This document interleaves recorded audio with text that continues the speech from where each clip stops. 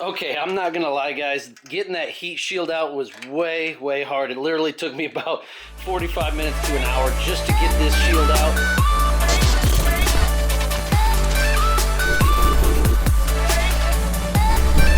What's going on, ladies and gentlemen? Welcome back to the channel. Today we are going to be doing exactly what the thumbnail says and putting a B&W Gooseneck hitch on my daily driver LML Duramax. So if you guys have a GMC 2015, I'm going to take you through that. We are down here at Overtime Diesel. If you guys are local at all to the Quad Cities and you need diesel performance or repair, come on down, check the guys out. They are awesome. And normally if you guys are going to be putting a hitch in, you just call somebody, take it to the shop, and have them drop this sucker in.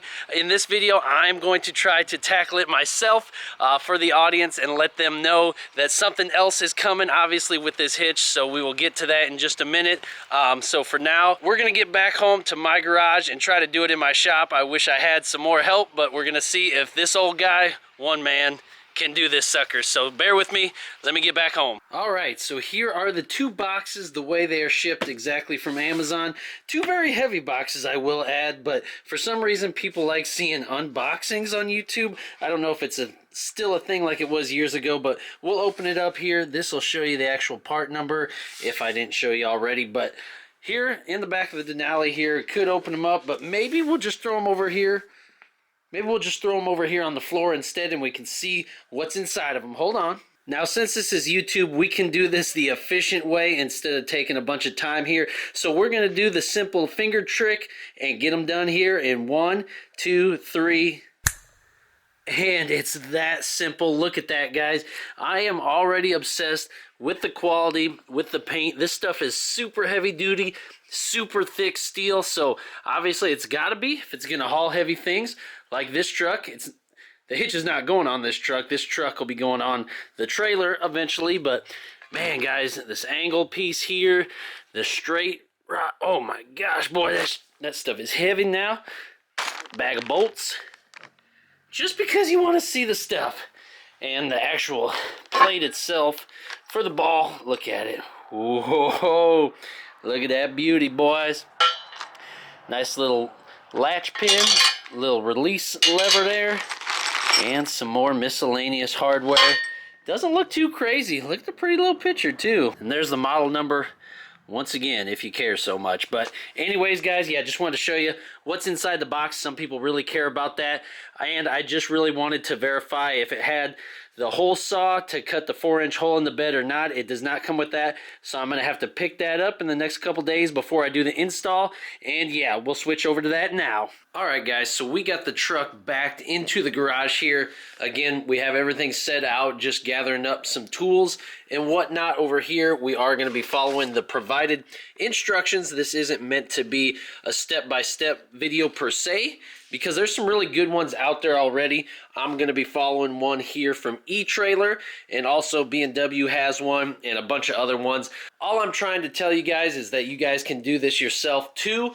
I'm going to take you through my experiences, what I like, what I don't like about this install, and yeah, we're just going to go from there. So bear with me. I don't have the GoPro today, so we're going to have to just do little updates as we go. So let me get started here, guys, and I'll update you along the way. So for me, I ended up just notching out my bed liner, or my wheel well liner, instead of taking it out. It didn't really want to come out that easy, and these things can be a pain to put back in. So I went ahead, if you can see there, and just notched out the whole thing, and I'm getting ready to put this cross support in. So yeah, and then I just took the Sawzall, notched out the bed as directed, and gonna slide this sucker in next and go from here. All right, how about that? Got the hole cut out of it with the 4-inch hole saw, and it was a task. It wasn't too terrible. It was just that you had to go slow, not push on it, and it definitely wanted to rip your wrist off at times, but that's okay. We got a beautiful hole there in the middle of the bed, so hopefully it's right. But look at that. Nothing to it, guys. So far, so good. Okay, I'm not gonna lie, guys. Getting that heat shield out was way hard. It literally took me about 45 minutes to an hour just to get this shield out. The Torx bit did not work. They stripped right out. I tried 10 snips, couldn't get up in there. The Sawzall hopped around. Finally, I got it with a nice, of course it's guarded, but nice angle grinder. And finally, was able to rip that booger out. That sucked. All right, so I'm following right along with the video, about to put the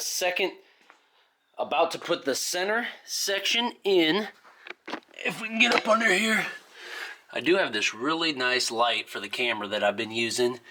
And you can see we got our one bar up here, our rear one, and then our front one right over the fuel tank. And we did put a bolt, and we did put the first bolt in with the O-ring as directed. So we're moving right along, people. Now I'm using these clever handles here to hold these bolts in place for the side.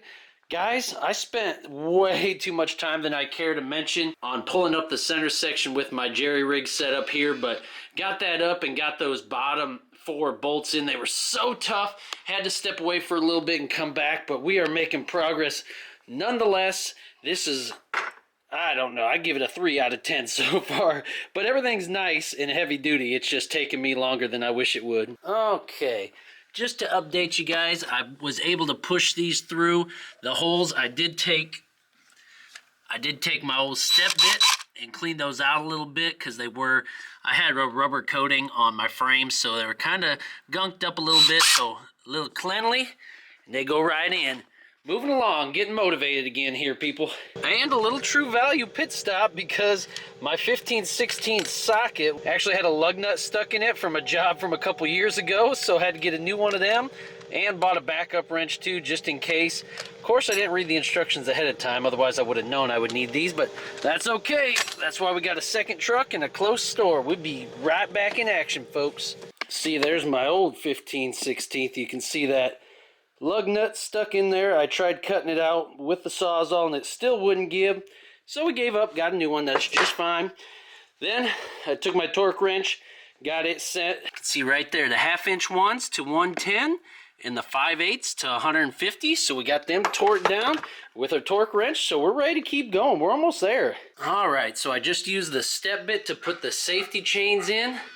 Dropped those in and connected the springs and the 3/4 inch nuts. Ran them up and dropped the ball right in place. I'll show you. Over here, we still got the light on. I did notch this out for the handle too. You just pull that sucker out and slide that ball in, and boy, if you guys can't tell, I'm just whooped. What time we got? 1 o'clock. Started at 5 a.m. Did take a little break here and there, but I'm whooped, guys. Oh yeah, now that we got that, guys, this can review all the tools I used. Sawzall, screw gun with a step bit, side cutters, screwdriver, torque wrench, crescent wrench. We got it. You guys can see it all through here. All kinds of stuff. This gun worked good too. Oh, I love this one. This DeWalt right angle gun. This rundown was perfect. It only hits maybe, what, like 50 or 60 Newton meters. So that's why you have to have the torque wrench to hit the final torques, but it did speed up the process quite a bit having that. Different lighting. A lot of tools went into this. Not sure what you guys are going to use, but you'll probably use a lot of these. If you got them, it helps out. So really, like I said, guys, this is more of a can you do it video by yourself. Yes, you can. I did this all by myself. I persevered. I stuck through. I almost had to call Ovi down, but I took a break, walked away when I got frustrated, looked back at it. So again, if you want a step-by-step video, follow the one I did on eTrailer. Otherwise, lessons learned would be definitely measure twice, 3 times before you cut your hole. I had to shave just a little bit more off of it. Use the lifting device, that apparatus I rigged up. I just took a ratchet strap, ran my ladder across my truck bed with a 2x4 and lifted it right up into place. That held everything nice and tight so I could hand start all my bolts and then use the rundown gun to hit all the torques, and it just flew after that. But again, we hit snags.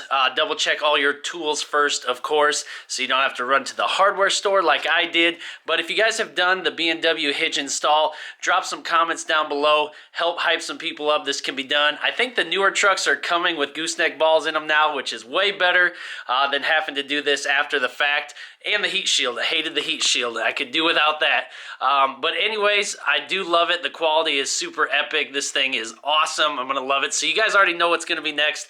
Now we need something to pull. So stay tuned if you are a subscriber. If you're new, stick around because we're going to do a lot of fun stuff from here on out. So thank you guys. Leave some comments below. Like I said, give the video a big thumbs up. God bless you all. We'll see you in the next one. Peace.